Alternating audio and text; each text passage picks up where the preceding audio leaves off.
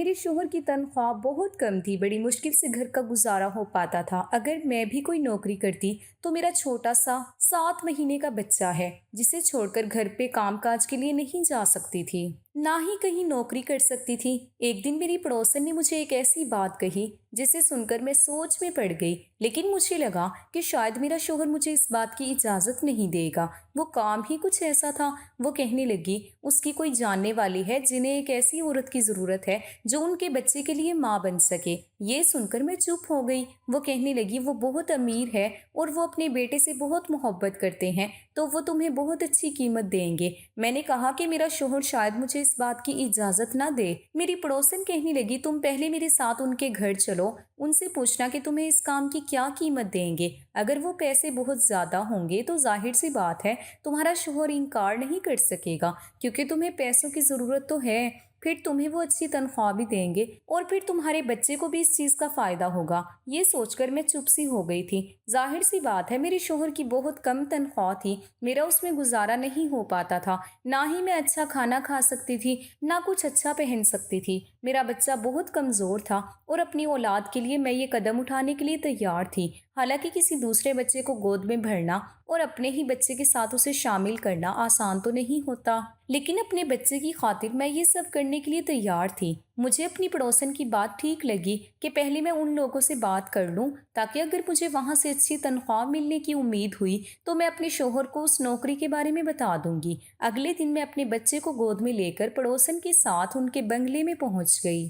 وہ واقعی بہت امیر لوگ تھے۔ جب میں اندر گئی تو اس گھر کی مالکن ٹانگ پر ٹانگ رکھ کر صوفے پر بیٹھی ہوئی تھی اور بچہ بہت رو رہا تھا، اور وہ بچہ ایک نوکرانی کی گود میں تھا جسے پاؤڈر والا دودھ دیا جا رہا تھا، لیکن وہ بچہ دودھ نہیں پی رہا تھا۔ مالکن نے مجھے سر سے پاؤں تک بڑے غور سے دیکھا، اس کے چہرے پر ناگواری سی تھی۔ کہنے لگی نہ جانے تمہارے مالک کے دماغ میں کون سا بھوت سوار ہو گیا ہے۔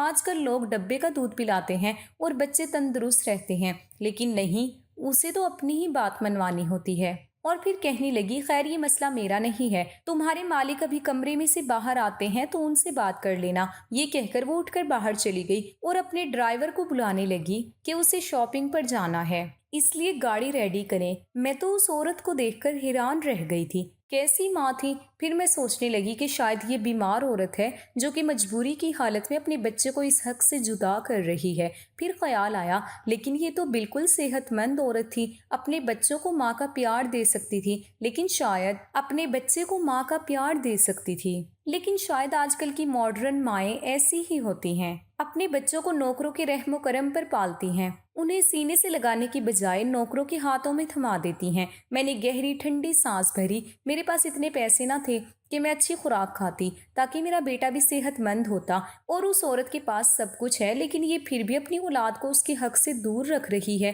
وہ عورت جا چکی تھی۔ کچھ دیر بعد ہی اس گھر کا مالک کمرے سے نکلا اور میری پڑوسن سے کہنے لگا کہ کیا یہ وہی عورت ہے؟ پڑوسن کہنے لگی جی یہ وہی عورت ہے۔ میرے بیٹے کو اس نے غور سے دیکھا تھا جو کہ میری گود میں تھا، اور پھر میری صحت بھی بہت اچھی نہیں تھی، میں دکھنے میں دبلی پتلی سی تھی۔ وہ کہنے لگا کہ انہیں تو خود خوراک کی اچھی خاصی ضرورت ہے، یہ بھلا میرے بچے کو کیسے پال سکتی ہے؟ میں نے اس کی بات سن کر کہا کہ روزی روٹی تو اوپر والے کے ہاتھ میں ہوتی ہے، اور اپنے بچے کے کھانے کا ذریعہ بنایا ہے تو طاقت بھی وہی دیتا ہے۔ میری بات سن کر اس نے بڑے تاجر انداز سے مجھے دیکھا تھا۔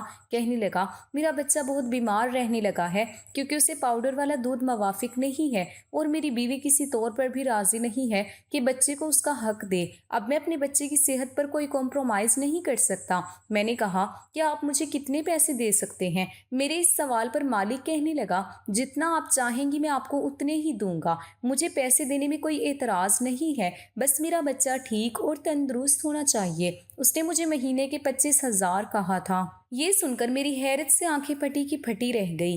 یہ میری ضرورت سے اچھے خاصے زیادہ پیسے تھے۔ جب میں نے اپنے شوہر کو بتایا تو پہلے تو وہ خاموش ہو گیا، لیکن تھوڑی سی منت کرنے کے بعد اس نے مجھے اجازت دے دی۔ لیکن اگلے دن جب میں اس بنگلے میں گئی، مالک گھر پر ہی موجود تھا۔ اس نے مجھے دیکھ کر اپنا بیٹا مجھے پکڑا دیا اور پھر کہنے لگا آج آپ کو دن بھر یہی رہنا پڑے گا، گھر آپ 10 بجے کے بعد ہی جا سکتی ہیں۔ میں اپنے بیٹے کو بھی ساتھ لے کر آئی تھی۔ میں ایک نوکرانی کے ساتھ ایک کمرے میں چلی گئی۔ وہ کمرہ اس بچے کے لیے ہی بنا تھا۔ وہ بچہ روئے جا رہا تھا، شاید اسے بہت بھوک لگی ہوئی تھی۔ میں نے اسے اپنے گلے سے لگایا اور اسے چپ کروایا اور کچھ دیر میں وہ سو چکا تھا۔ لیکن اس بچے کو میری گود میں دیکھ کر میرا بیٹا بڑے غور سے مجھے دیکھ رہا تھا۔ میں اپنے بچے کے حق میں کسی اور کو شامل کر چکی تھی۔ میرا بیٹا بار بار میری طرف لپک کر گود میں آنے کی کوشش کر رہا تھا، لیکن اس وقت مالک کا بیٹا میری گود میں تھا۔ میں اسے سلانے کی کوشش کر رہی تھی۔ میں نے اپنے بیٹے کے چہرے پہ عجیب سی بے چینی دیکھی تھی۔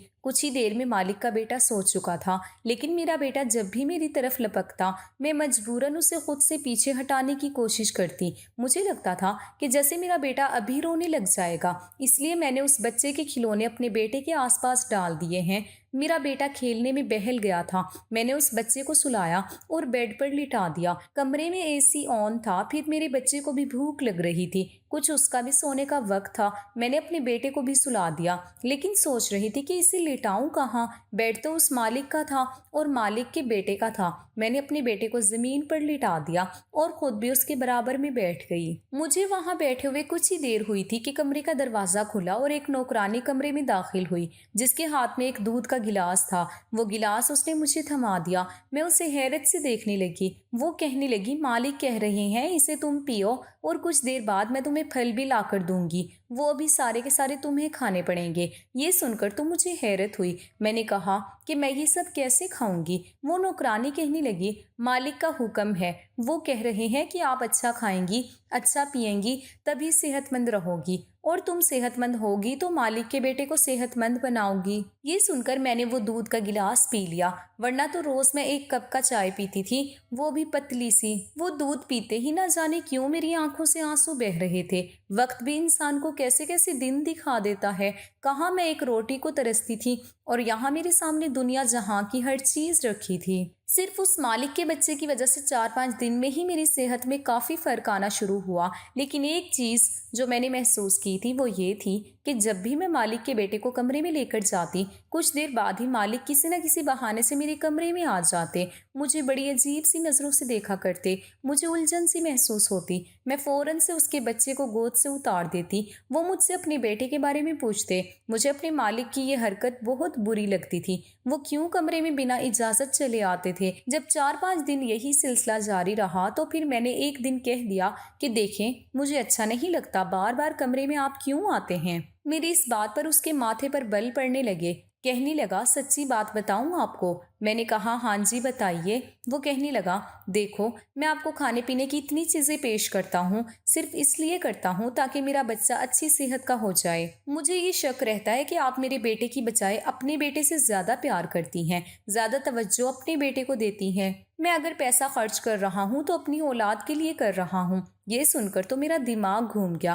وہ مجھے کیا سمجھتا تھا؟ کیا میں بے ایمان ہوں؟ میں اپنے بچے کو صحت مند کروں گی اور اس کے بیٹے کو بھوکا رکھوں گی؟ میں نے کہا، صاحب، میں غریب ضرور ہوں لیکن میں بے ایمان نہیں ہوں۔ مجھے نمک کی وفا کرنی اچھے سے آتی ہے۔ اگر آپ کو ایسا لگتا ہے تو ٹھیک ہے، آپ کسی اور کو رکھ لیں۔ یہ کہنے کے بعد میں نے اپنا بچہ گود میں اٹھایا اور باہر جانے لگی۔ وہ مجھے پیچھے سے پکارتا رہ گیا، لیکن میں 1 منٹ بھی وہاں نہ رکی اور اپنے گھر آ گئی۔ میں غریب ضرور تھی لیکن بے غیرت ہرگز نہیں تھی۔ اتنی باتیں سننے کے بعد بھلا میں کیوں وہاں پر رک جاتی؟ میں اپنے بچے کا حق اس کے بیٹے کو دے رہی تھی، اس کا خیال رکھ رہی تھی۔ جب تک میں وہاں ہوتی تھی اس کے بچے کو سنبھالتی اور اپنے بچے کو اس کے بچے کے کھلونوں سے بہلا دیتی تھی۔ حالانکہ میرے بیٹے کا حق تھا کہ میں اسے دھیان دیتی۔ اسی رات مجھ پر ایک مصیبت ٹوٹ گئی۔ میرا شوہر واپس گھر نہیں آیا تھا۔ رات کے 12 بج گئے تھے تو میں بہت پریشان تھی۔ جب مجھے فون آیا اور کسی نے مجھے بتایا کہ میرے شوہر کا ایکسیڈنٹ ہو گیا ہے، یہ سننا تھا کہ میں جلد ہی ہاسپٹل پہنچ گئی۔ میرے شوہر کی موت ہو چکی تھی، وہ پوری طرح زخمی تھا۔ جب مجھے ڈاکٹر نے بتایا کہ میرا شوہر اب اس دنیا میں نہیں رہا تو میں بے ہوش ہو کر گر چکی تھی۔ کبھی میں اپنے 7 مہینے کے بچے کو دیکھتی تو کبھی اپنے شوہر کے مردہ شریر کو۔ میں پھوٹ پھوٹ کر رونے لگی۔ کچھ سمجھ میں میں نہیں آ رہا تھا کہ کیا کروں۔ ہمارے گھر میں لوگوں کی بھیڑ جمع تھی۔ صبح ہی میرے شوہر کا کفن دفن ہو گیا۔ وہ رات یوں گزری جبکہ میرے بیٹے کو کچھ خبر نہ تھی کہ اس کے باپ کی وفات ہو چکی ہے۔ جو بھی مجھے اور میرے بچے کو دیکھتا یہی کہتا کہ تم تو جوان ہو اور یہ معصوم بچہ، آگے کی زندگی کیسے کٹے گی تمہاری؟ تمہارا شوہر تو تمہیں اس زمانے میں اس دنیا میں اکیلا چھوڑ کر چلا گیا۔ میں صدمے میں بیٹھی تھی، کسی کو کسی بات کا کوئی جواب نہیں دے رہی تھی، جب اگلے دن گھر کے دروازے پر ایک گاڑی آ کر رکی۔ گلی کے بچے گاڑی کے ساتھ بھاگتے ہوئے آئے، انہیں دیکھ کر میں بھی دنگ رہ گئی۔ پھر ہمارے چھوٹے سے محلے میں یہ بڑی گاڑی کہاں سے آ گئی؟ تبھی ہمارے گھر کا دروازہ کھلا اور مالک کو دیکھنے لگی، جبکہ مالک سب کو نظر انداز کرتے ہوئے میرے پاس آئے۔ میری اس حالت سے انہیں اندازہ ہو چکا تھا کہ انہیں یہ خبر ملی تھی کہ میرے شوہر کی کل رات کو ہی موت ہو چکی ہے۔ وہ مجھ سے ہمدردی جگانے لگے، میں پھوٹ پھوٹ کر رونے لگی۔ پھر مجھے کہنے لگے کہ میں تمہیں یہ خبر بتانے آیا ہوں کہ میرا بچہ کل رات سے بہت زیادہ رو رہا ہے، اسے تمہاری گود کی عادت ہو چکی ہے۔ مجھے تم سے بس یہی کہنا تھا کہ تم بس واپس آ جاؤ۔ میں اپنی غلطی پر شرمندہ ہوں، بس اپنے بچے کو لے کر تھوڑا سا پریشان ہو گیا تھا، کیونکہ جس بچے کی سگی ماں سگی نہیں تو بھلا اس کی منہ بولی ماں پر ایک دم کیسے یقین کر سکتا۔ مالک بھی اپنی جگہ ٹھیک ہے، انہوں نے میرے ہاتھ پر کچھ پیسے رکھے، پھر وہاں سے چلے گئے۔ میرے شوہر کی تو موت ہو چکی تھی، گھر کا راشن بھی ختم ہونے کو تھا۔ دوسری طرف مجھے کئی بار نوکرانی کا فون بھی آ چکا تھا کہ مالک کا بیٹا بہت بیمار ہے، صرف میری ہی گود میں اسے سکون ملتا ہے۔ مجھے اس بچے کی بھی فکر تھی، آخر میں ایک ماں تھی، میری گود میں بھی معصوم بچہ تھا، میں دوسرے بچے کے ساتھ کیسے ناانصافی کر سکتی تھی؟ مالک کو فون کیا تو انہوں نے گاڑی بھجوا دی، جس میں بیٹھ کر مالک کے گھر پہنچی تھی۔ میری حالت کافی خراب تھی، مگر اس کے باوجود میں نے جیسے ہی مالک کے بچے کو اٹھایا تو وہ فوراً خاموش ہو گیا اور میرے ساتھ کھیلنے لگا۔ اسے تو جیسے میری عادت سی ہو چکی تھی، وہ ہر وقت میرے پاس ہی رہتا۔ یہ دیکھ کر مالک بہت خوش ہوئے، پھر ایک دن میرے پاس آ کر کہنے لگے کہ اگر تمہیں ٹھیک لگے تو یہیں رہ لو، میں تمہارے لیے کوارٹر خالی کر دوں گا، ویسے بھی تمہاری دنیا میں کوئی نہیں رہا، بہتر ہے کہ اکیلے رہنے سے تم یہیں رہ لیا کرو۔ مالک کی بات تو مجھے بری بھی نہیں لگی تھی، اب تو مالک کا رویہ میرے بیٹے کے ساتھ ٹھیک رہنے لگا تھا، وہ اس کا بھی بہت خیال رکھتے تھے، جو بھی چیز اپنے بیٹے کے لیے لیتے تھے وہ میرے بیٹے کے لیے بھی لے کر آتے تھے، جبکہ مالکن کا تو کچھ پتہ ہی نہ تھا وہ کب گھر پر آ رہی ہے کب جا رہی ہے۔ مالکن کو بھی کچھ خبر نہ ہوتی، ہر وقت ان کی شاپنگ اور دوستوں کے ساتھ پارٹی ہی ہوتی رہتی تھی۔ کئی بار تو وہ دوسرے ملک اکیلی اپنی دوستوں سے ملنے کے لیے بھی جا چکی تھی۔ انہیں اس بات کی ذرا بھی پرواہ نہ تھی کہ ان کا بچہ کس ہاتھ میں ہے۔ میں اپنے شوہر کو یاد کر کر کے کافی اداس رہنے لگی تھی، میرا بیٹا بھی اپنے باپ کو یاد کر کے روتا رہتا۔ ایک دن مالک کے بیٹے کی طبیعت خراب تھی، میں کوارٹر جانے لگی تو مالک بولے آج تم یہیں رک جاؤ، میرے بیٹے کے کمرے میں ہی سو جانا، میرے بیٹے کی طبیعت خراب ہے اور وہ صرف تمہارے پاس ہی رہتا ہے، اور وہ پھر تمہارے پاس ہی خاموش بھی رہتا ہے۔ مجبوراً مجھے وہیں پر رکنا پڑا۔ آدھی رات کو مالک کا بیٹا بھوک کی شدت سے جاگا تو میں اسے دودھ پلانے لگی، مگر تبھی مالک کمرے میں چلے آئے۔ میں اپنے ہی دھیان میں بیٹھی تھی، جب قدموں کی آہٹ سنی تو گھبرا کر مالک کے بیٹے کو خود سے دور کرنے لگی۔ وہ سو چکا تھا اور اس کی طبیعت بھی کچھ ٹھیک نہیں تھی۔ میری ہڑبڑاہٹ دیکھ کر مالک میرے سامنے کرسی کھینچ کر بیٹھ گئے اور پھر جو بولے وہ سن کر میرے قدموں کے نیچے سے زمین نکل چکی تھی۔ مالک کہنے لگے کہ دیکھو جو میں کہہ رہا ہوں وہ دھیان سے سننا، میں ایسی لڑکی سے شادی کرنا چاہتا تھا جو نہ صرف دنیا داری سنبھالے بلکہ گھر اور میری ہونے والی اولاد کو بھی سنبھالے، اس کی اچھی پرورش کرے، جبکہ میں نے جس عورت سے شادی کی اس میں ایسی کوئی خاص بات موجود نہیں ہے، اس لیے میں چاہتا ہوں کہ جیسے تمہاری رائے ہو میں تم سے شادی کر لوں۔ تم میرے بیٹے کا اپنے بچے کی طرح ہی خیال رکھتی ہو، میرا بچہ بھی تم سے گھل مل چکا ہے، میں چاہتا ہوں کہ تمہیں اس کی ماں کا درجہ دوں۔ میں نے جب مالک کی یہ بات سنی تو میرا چہرہ لال ہو چکا تھا، میں فوراً کہنے لگی نہیں نہیں، مجھے صرف اپنے شوہر سے محبت ہے، میں ایسے کیسے آپ سے شادی کر لوں، ابھی تو ان کی روح کو سکون بھی نہیں ملا ہوگا۔ میں فوراً اپنے کوارٹر میں چلی گئی، مگر مالک کہنے لگے کہ تمہیں یہ کہنے کا حق ہے، تم جو کہو گی میں وہی کروں گا۔ مالک کا رویہ میرے بچے کے ساتھ بہت اچھا تھا، اسے تو امیروں والے آرام اور سب چیزیں مل رہی تھی۔ میں نے بہت سوچا اور اپنے بچے کے فیوچر کا سوچا تو میں نے مجبوراً مالک کو شادی کے لیے ہاں کر دی۔ مجھے مالک کی طرف سے بڑی ہی بے چینی تھی۔ جیسے ہی میں نے مالک سے شادی کے لیے ہاں کی تو مالک نے فوراً اپنی پہلی بیوی کو طلاق دے دی۔ وہ چیخنے چلانے لگی۔ مالک نے اس سے اپنے سارے بیان، بیلنس اور کریڈٹ کارڈز وغیرہ لے لیے اب جب تک وہ جتنا بھی عیش کر رہی تھی وہ مالک کے پیسوں پر ہی تھا۔ مالک نے اس سے پیسے لے لیے تو وہ کنگال ہو گئی تھی۔ انہوں نے مجھ سے شادی کر لی۔ کبھی کبھی مجھے لگتا ہے کہ میں نے یہ فیصلہ کر کے غلط کیا، مگر شادی کے بعد جب میں مالک کی حقیقت دیکھتی اور محبت دیکھتی تو میں خود کو خوش قسمت سمجھنے لگی۔ شاید یہی میرے نصیب میں لکھا تھا۔ میرے بیٹے کو باپ کا پیار مل رہا تھا، وہیں دوسری طرف مالک کے بیٹے کو ایک ماں کی محبت مل رہی تھی۔ میں نے اللہ کا شکر ادا کیا، اس نے کیسے ایک در بند کر کے 100 در کھول دیے اور میری زندگی میں خوشیاں بھر دی۔ اگر آپ لوگوں کو یہ کہانی پسند آئی ہے تو پلیز ہمارے چینل کو لائک ضرور کریں۔ ملتے ہیں اگلی ویڈیو کے ساتھ، تو پلیز ہماری ویڈیو کو لائک ضرور کریں۔ ملتے ہیں اگلی ویڈیو کے ساتھ، تب تک کے لیے اللہ حافظ۔ ان دنوں میں 14 سال کی تھی، ہر فکر و غم سے آزاد تھی، اسکول سے گھر اور گھر سے اسکول، بس یہی زندگی تھی۔ میں نے 8ویں پاس کی تھی کہ ہمارے خاندان میں ایک دھماکہ خیز واقعہ ہو گیا۔ ماموں نے پہلی بیوی اور 3 بچوں کے ہوتے ہوئے ایک تھیٹر ایکٹریس کی لڑکی شبنم بانو سے شادی کر لی۔ یہ واقعہ سارے خاندان کے لیے افسوسناک تھا، لیکن مجھے اس کی کوئی پرواہ نہیں تھی۔ میں نئی ممانی کے دیدار کو بے قرار تھی۔ خاندان والوں کی مخالفت اور بڑی بیوی کے ڈر سے ماموں نے شبنم بانو کے لیے ہمارے گھر سے قریب ایک مکان لے لیا۔ نئی ممانی کو اکیلا چھوڑنا اب ان کی مجبوری تھی، کیونکہ خاندان نے ان کی دوسری بیوی کو قبول کرنے سے انکار کر دیا تھا۔ آخر کب تک وہ شبنم بانو کے گھٹنے سے لگے رہتے؟ مرد کو فکر معاش کے لیے تو گھر سے نکلنا ہی پڑتا ہے۔ ممانی کے لیے ایک تو یہ محلہ نیا تھا، دوسرا وہ اکیلے رہنے سے بوکھلا جاتی تھی۔ ماموں سے کہتی کہ گھر پر ہی رہو، یہ ایک بڑا مسئلہ تھا۔ اس طرح وہ اپنی پہلی بیوی اور بچوں کے پاس بھی نہیں جا سکتے تھے۔ ایک دن وہ اپنی پہلی بیوی اور بچوں کے پاس گئے تو شبنم بانو بیگم کو ہمارے پاس چھوڑ گئے۔ وہ بظاہر ایک اچھی خاتون لگی، ایک ہی رات میں وہ ہم سے مانوس ہو گئی۔ علی ماموں ایک دن کا کہہ کر گئے تھے، لیکن 3 دن لگا دیے، کیونکہ ان کی پہلی بیوی دوسرے شہر میں رہتی تھی۔ یہ وقت ان کی نئی نویلی بیگم نے امی سے اور مجھ سے باتیں کر کے گزارا۔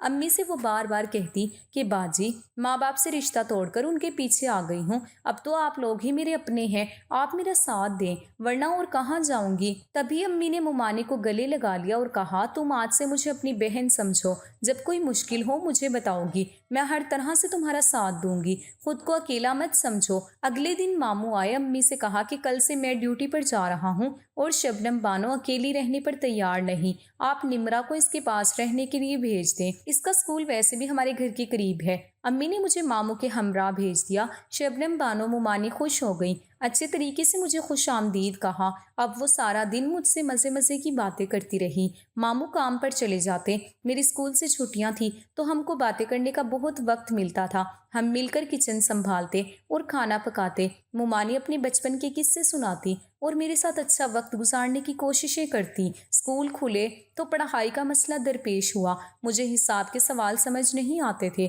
ماموں تو صبح آفس چلے جاتے، ان کے پاس وقت کہاں تھا کہ مجھے ریاضی سمجھاتے، اور شبنم بانو کو ریاضی نہیں آتی تھی۔ البتہ انہوں نے اس مسئلے کا یہ حل نکالا کہ مجھے پڑوس میں ٹیوشن لگوا دیں اور میں روبینہ باجی سے پڑھنے ان کے پاس جانے لگی۔ باجی کے والد ٹھیکیدار تھے، وہ گھر پر نہ رہتے تھے، ان کے لڑکے بھی دوسرے شہر ہوتے، والدہ ہی گھر پر ہوتی۔ باجی اپنی والدہ کے ساتھ گھریلو امور انجام دیتی، ان کے پاس کافی وقت ہوتا تھا، تبھی وہ مجھے بہت توجہ اور محنت سے پڑھاتی تھی۔ ایک دن جب میں پڑھ چکی اور گھر جانے لگی، باجی نے کہا، ٹھہرو نمرا، ابھی مت جاؤ، آؤ چھت پر چلتے ہیں، دیکھو تو کتنا اچھا موسم ہے۔ ابھی ہم چھت پر جا کر بیٹھے ہی تھے کہ کسی مردانہ آواز نے ان کو پکارا، روبینہ دیکھو میں آ گیا ہوں۔ میں نے مڑ کر دیکھا، ایک نوجوان باجی سے گلے مل رہا تھا۔ باجی بھی جذبات سے کھل اٹھی تھی۔ ارے ذیشان، تم کب آئے؟ وہ خوش ہو کر بولی۔ میں حیرت سے ان کو دیکھ رہی تھی۔ انہوں نے مجھ سے کہا، نمرا یہ میرے بھائی ہیں، حیدرآباد میں ملازمت کرتے ہیں۔ میں نے ذیشان کی طرف دیکھا تو وہ پلک جھپکنا بھول گئے، وہ بھی مجھے ششو پنج میں دیکھ رہا تھا۔ اس کی آنکھیں بے حد خوبصورت تھیں۔ تم جاؤ نمرا، بڑے دنوں بعد میرا بھائی آیا ہے، تم کل اور پرسوں مت آنا، 2 دن تمہاری چھٹی ہے۔ میں وہاں آئی مگر 2 آنکھیں میرے ساتھ ساتھ جیسے میرے تعاقب میں دروازے سے گلی تک آ گئی۔ یہ آنکھیں میرے دل میں کھپ گئی تھیں۔ کب آ کر اب یہ 2 آنکھیں مجھے در و دیوار سے جھانکتی محسوس ہوئی، لیکن مجھے معلوم ہی نہ تھا کہ ایسا کیوں ہو رہا ہے۔ میں نے ممانی کو بھی بتایا کہ باجی کا بھائی آیا ہوا ہے اور اس کی آنکھیں بہت خوبصورت ہیں۔ یہ آنکھیں مجھ کو گھر میں ادھر ادھر بکھری نظر آتی ہیں۔ میری بات سن کر ممانی ایک خاص ادا سے مسکرا دی۔ تیسرے دن جب میں پڑھنے باجی کے گھر پہنچی، وہ ان کے پاس بیٹھا ہوا تھا۔ میں نے سلام کیا، وہ بغیر جواب دیے مسکرا کر اٹھ گیا۔ سلام کا جواب باجی نے دیا۔ تھوڑی دیر بعد جب میں نے کھڑکی کی طرف نظر ڈالی، مجھے گمان ہوا کہ دو خوبصورت آنکھیں مجھ کو کھڑکی کی اوٹ سے دیکھ رہی ہیں۔ طبیعت کی خرابی کا بہانہ کر کے میں وہاں سے لوٹ آئی۔ گھر آئی تو کوئی عجیب سی پریشانی بھی میرے تعاقب میں آئی۔ ایک ممانے ہی میری رازداں تھی، ان کو بتایا کہ آج وہ آنکھیں مجھ کو پریشان کرنے کو پردے کے پاس موجود تھی، تو انہوں نے کہا میرا خیال ہے وہ لڑکا تم کو پسند کرنے لگا ہے۔ ایک روز میں ٹیوشن لینے گئی تو باجی گھر پر نہ تھی۔ کچھ دیر میں ان کی امی کے پاس بیٹھی رہی۔ گھر آنے لگی تو ذیشان نے کہا آؤ میں تم کو پڑھا دوں، کیوں آج پڑھائی کا حرج کرتی ہو؟ میں نے آنٹی کی طرف دیکھا، میں پڑھنے کو بیٹھ گئی۔ اس نے مجھے زیادہ سے زیادہ سوال سمجھائے، شاید وہ یہ چاہتا تھا کہ میں کچھ اور بھی وقت وہاں رکوں۔ ابھی ذیشان کے پاس بیٹھی پڑھ رہی تھی کہ باجی آ گئی۔ باقی جو کچھ رہ گیا تھا وہ باجی نے پڑھا دیا۔ پھر آئے دن یہ ہونے لگا کہ باجی گھر پر نہیں ہوتی مگر ذیشان موجود ہوتا، وہ مجھ کو پڑھانے لگتا اور میں بیٹھ جاتی۔ آنٹی نے ایک دن کہا بیٹی تمہاری باجی کو روز بازار جانا ہوتا ہے، بڑے بھائی کی شادی کے لیے کچھ خریداری کرنی ہوتی ہے، اس لیے وہ مصروف ہو گئی ہیں۔ مجھے ذیشان سے کچھ شکایت نہ تھی مگر ایک مسئلہ تھا کہ جب وہ میری طرف دیکھتا تو میں نروس ہو جاتی۔ میں اس انداز نظر سے ناآشنا تھی، اس لیے الجھن ہوتی تھی۔ رفتہ رفتہ میں اس انداز نظر کی عادی ہو گئی۔ اب یہ حال تھا کہ جس روز ذیشان نہ ہوتا دل بجھ جاتا، دل باجی سے پڑھنے میں نہ لگتا اور جلد از جلد وہاں سے بھاگنے کی کوشش کرتی۔ ایک دن میں چونک گئی، جب اسکول سے نکلی اس کو گیٹ کے قریب مسکراتے دیکھا۔ خیر اس نے مجھے کچھ نہ کہا۔ اس دن میں ممبانی شبنم بانو کے گھر جانے کی بجائے اپنے گھر چلی گئی۔ ان کا گھر راستے میں پڑتا تھا۔ وہ تیز تیز چلتا مجھ سے پہلے گھر پہنچ گیا اور جب میں ماموں کے گھر کے سامنے سے گزر کر امی کے پاس جا رہی تھی وہ اپنے دروازے پر کھڑا ملا۔ اس نے ہاتھ کے اشارے سے سلام کیا۔ میں پھر بھی نہ سمجھی کہ یہ سب کیوں اور کیا ہے۔ اب تو اکثر جب امی ابو کے گھر جاتی وہ اپنے گھر کے آس پاس ملتا اور ہاتھ کے اشارے سے سلام کرتا۔ روزانہ اس کی نگاہیں نہ جانے کیا پیغام دیتی، لیکن میری سمجھ میں کچھ نہ آتا۔ پچھلے کئی دنوں کی طرح آج بھی باجی گھر پر نہ تھی۔ اس دن چھٹی تھی، دن کے تقریباً 12 بجے تھے۔ میں ان کی امی کے پاس بیٹھ گئی۔ تھوڑی دیر بعد انہوں نے ذیشان کو آواز دی، بچی بلا وجہ بیٹھی ہے، اس کا وقت ضائع ہو رہا ہے، ذیشان بیٹے تم ہی اس کو پڑھا دو، روبینہ تو نہ جانے کب تک آئے گی۔ ذیشان نے کہا جی، اور میرے سامنے آ کر بیٹھ گیا۔ ذرا دیر بعد ان کے دائیں طرف کی پڑوسن نے آنٹی کو اپنی لڑکی بھیج کر بلا لیا، کہا کہ سنار آیا ہوا ہے، آ کر ڈیزائن دیکھ لیں۔ وہ فوراً چادر لپیٹ کر چلی گئی۔ ان کو یہ دھیان بھی نہ رہا کہ میں اور ذیشان گھر میں اکیلے ہیں، بس اتنا کہا کہ 5 منٹ میں آتی ہوں۔ نمرا بیٹی ہانڈی چولہے پر چڑھی ہے، ذرا دیکھ لینا۔ اس روز پڑھاتے پڑھاتے ذیشان نے کہا نمرا تم اتنا کم کیوں بولتی ہو؟ میں نے جواب دیا مجھے زیادہ باتیں کرنا نہیں آتی۔ وہ بولا تم جانتی ہو میری چھٹی ختم ہو رہی ہے اور مجھے واپس ملازمت پر جانا ہے۔ نہیں، میرا جواب ایک لفظ میں تھا۔ اچھا تو سن لو، تم نے کسی کی روح پر قبضہ کر لیا ہے اور اس کے دل کی دھڑکن بن گئی ہو۔ میں حیرت سے اس کی طرف دیکھنے لگی۔ کہنے لگا ایسے کیا دیکھ رہی ہو؟ کیا میری آنکھیں بھینگی ہیں؟ نہیں تو۔ نروس ہو کر میرے لبوں سے یہ الفاظ بے ساختہ ادا ہو گئے۔ آپ بھینگے تو نہیں، آپ کی آنکھیں تو بہت خوبصورت ہیں۔ اچھا خوبصورت ہیں میری آنکھیں؟ کیا تم خوبصورت کا مطلب جانتی ہو؟ نہیں، میں نے دونوں جواب دیے تو کہا تم بہت معصوم ہو نمرا، تمہارا یہ معصوم چہرہ میرے ذہن سے ایک پل کے لیے بھی گم نہیں ہوتا۔ جانتا ہوں تم ابھی بہت چھوٹی ہو، شاید 13 یا 14 سال کی، لیکن محبت عمر نہیں دیکھتی۔ میں 4 ماہ بعد آؤں گا، تم سوچ کر رکھنا کہ تم نے میرا انتظار کرنا ہے یا نہیں۔ تمہیں میری اس بات کا جواب دینا ہوگا۔ بڑے بھائی کی شادی کے بعد میں اماں سے تمہارے بارے میں بات کروں گا۔ میں حیران و پریشان گھر آ گئی کیونکہ میری سمجھ میں ان کی بات ادھوری آئی تھی۔ پوری طرح ذیشان کی بات کا مطلب نہ سمجھ سکی۔ انتظار سے ناآشنا ایک 8ویں جماعت کی طالبہ کو بھلا کیا پتا کہ محبت کیا ہوتی ہے اور انتظار کس بلا کا نام ہے اور وہ کیوں انتظار کرنے کو کہتا ہے۔ گھر آ کر بہرحال ذیشان کی باتیں میرے ذہن سے محو نہ ہوئی بلکہ مجھ کو پریشان کرنے لگی۔ بالآخر میں نے ممانی کو سب کچھ بتا دیا۔ وہ آزاد خیال تھی، دل کے کانوں سے میری بات سنی اور پریشانی کو بھاپ لیا۔ بولی نمرا تم تو خوش نصیب ہو، اتنا چاہنے والا ملا ہے۔ اگر مجھے کوئی ایسا کہتا تو میں فوراً محبت کا جواب محبت سے دیتی۔ انہوں نے محبت کے بارے میں ایسی باتیں کی کہ میں اس کام کو بہت ضروری اور اہم خیال کرنے لگی۔ ان کی باتوں نے میرے کچے ذہن پر بہت برے اثرات مرتب کیے۔ میرے دل میں چبھنے والی بے چینی پیدا ہو گئی۔ نہ جانے کیا ہوا کہ میرے دل کی دنیا ہی بدل گئی۔ سارا دن اداس رہتی، امی کے پاس جانا بھی کم کر دیا، ممانی کے قریب رہنے کی کوشش کرتی جیسے یہی وہ ہستی ہے جو مجھے پریشانیوں اور ذہنی دباؤ سے بچا لے گی۔ ہر وقت انہی سے باتیں کرنے کی کوشش کرتی، وہ بھی مجھے ٹوکنے کی بجائے میرے حوصلے کو بڑھاتی تھی، بار بار جتلاتی کہ تم مانو یا نہ مانو تم کو ذیشان سے محبت ہو گئی ہے اور یہ کوئی بری بات نہیں ہے۔ یہ بات انہوں نے بار بار مجھ کو اس طرح یاد کروا دی